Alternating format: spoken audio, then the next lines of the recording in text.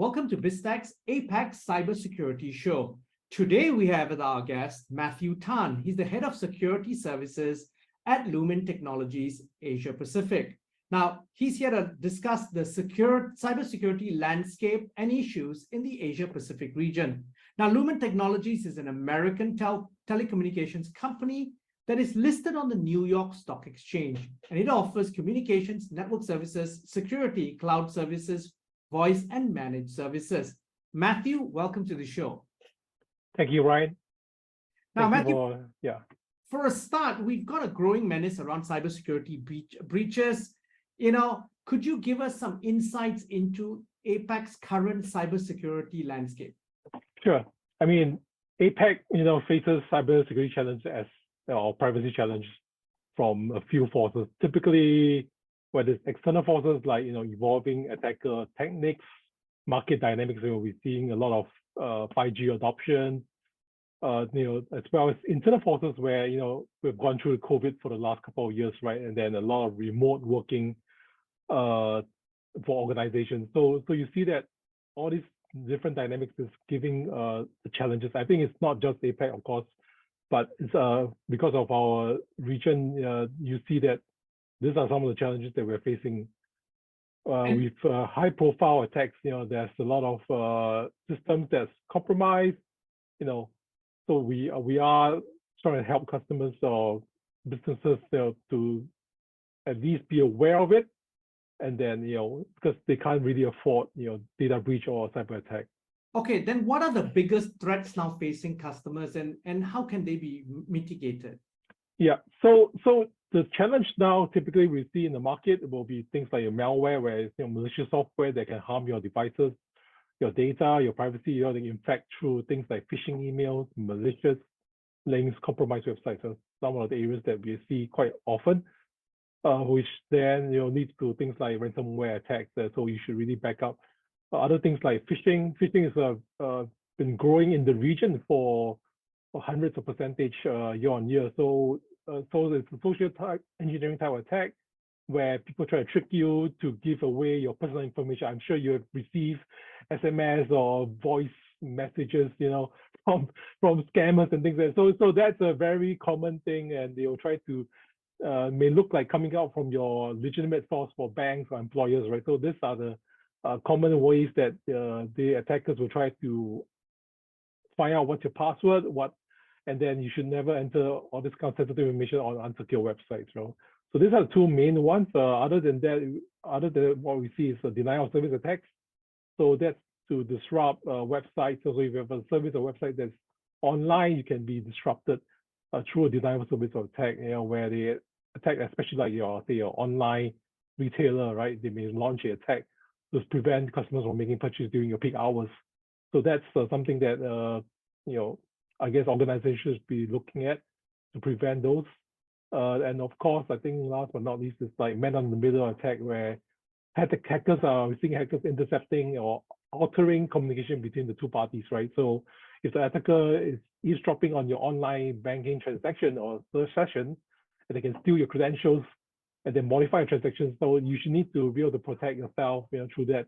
For example, like multi-factor authentication, securing through a VPN, things like that. So there are some of the things that you should be looking out for. Matthew, this all stems from also a conversation that we just had before we started the recording around the fact that across the APAC region, there is really a need to up the ante in terms of developing an end-to-end cybersecurity culture. It may be more prevalent in some markets like Singapore, Australia, but perhaps less prevalent in other markets. What are your thoughts on this? Yeah, so I mean, it's for us, we always encourage customers to cultivate their end-to-end security culture, because it can help them to protect their assets, their customers, reputation, compliance from, of course, across the region, because we are so many countries in this region. Every country has a bit of a different maturity level. I mean, as you mentioned, Singapore, the more mature customers will be in the region, Australia, Singapore, maybe Japan, but some other countries will have a less maturity unless you're like a bank where there's more compliance-driven requirement, right? So in APAC alone, we see that a lot of employees are prone to phishing, so they need to be trained so that they keep security at the top of the mind. And then a lot of ransomware incidents that we've originated from phishing attack vectors.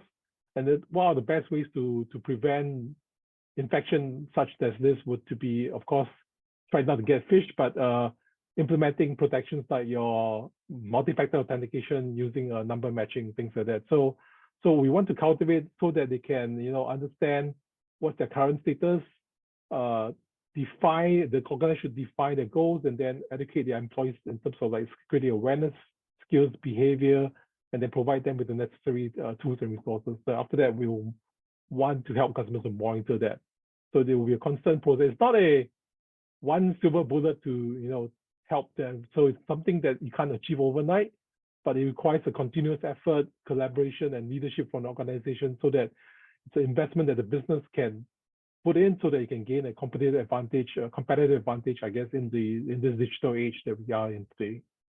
And it's also about not just a competitive advantage, it's really about staying alive, isn't it? Because we've literally got so many data breaches, and this is not just in less developed markets in Southeast Asia. These are also in large banks in places like Singapore and Malaysia and all, which have the highest levels of security. What can large organizations in particular do, and smaller ones as well, to mitigate such risks and protect more sensitive information, especially their key customer data? I mean, one area would be, normally like banks, for example, they would have a lot of security controls in place already, right?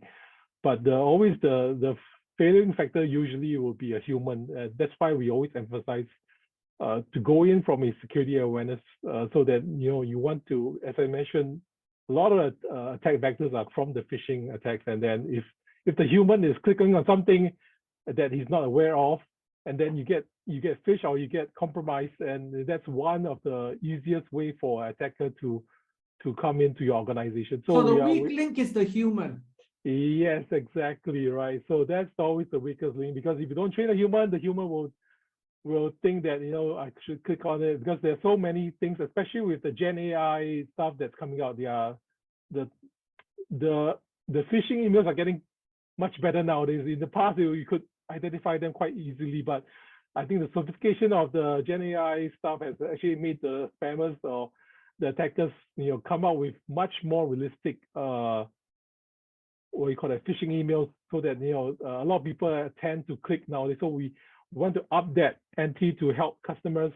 So that's why we sort of partner with an organization called KnowBe4 to make sure that the customers are able to implement the solution, and then actually for us to also help them to manage it, so that we have that approach, a real-time management, to see more and stop more for the customers.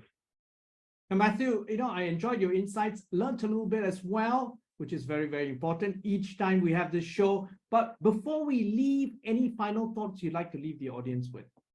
Yeah, so I guess, as I mentioned, I think one of the key one is to build a strong human firewall, right? So we do provide a service around it, so to help security awareness of the employees, so to reduce that social engineering and phishing, I think phishing, smithing, bitting, there's all kinds of potential incidents, right?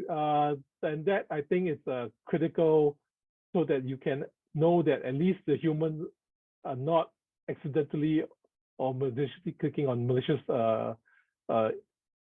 emails or voicemails. And so that's one factor that I think people should take it as one of the base things that they should start looking at.